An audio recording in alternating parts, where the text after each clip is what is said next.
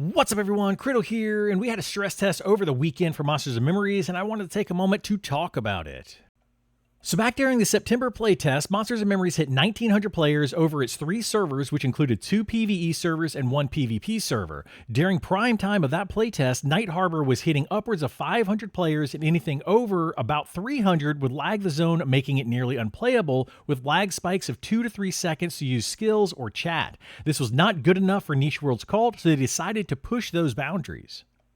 Fast forward several weeks to October 4th, where they had an impromptu stress test after making some adjustments. During this test, the team was able to increase those numbers to about 450 before seeing noticeable drops in performance, which is a 50% increase. Still, the dev team said this is not good enough and we must push for more. That brings us to last weekend. On October 28th, Niche World's Cult decided to do another stress test to see if they could push the numbers once again, and they did not disappoint. During this test, I did not see any noticeable lag until over 600 players in Night Harbor. I was able to fight monsters, chat, scribe spells, move items around in my inventory, and basically play the game the way it was meant to be played, while hundreds of other players were running around doing the same, but it didn't stop there.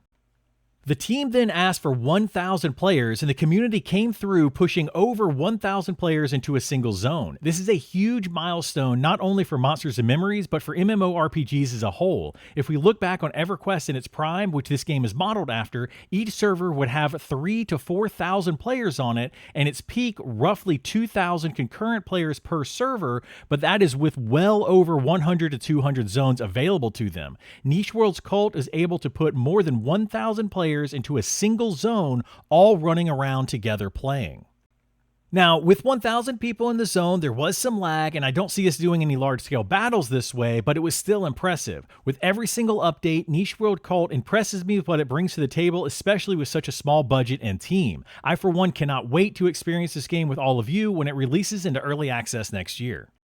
Before we sign off, I want to give a huge shout out to Ollie for making this feat possible. To Ollie and the rest of the Monsters and Memories team, well done, and keep pushing those boundaries. Anyway, that's it for me. If you enjoyed this video or found it helpful, please like, subscribe, and follow for more. Also check out my Twitch stream where we'll be playing and chatting about Monsters and Memories as well as many other games. Thanks for watching, and I'll see you in the next one.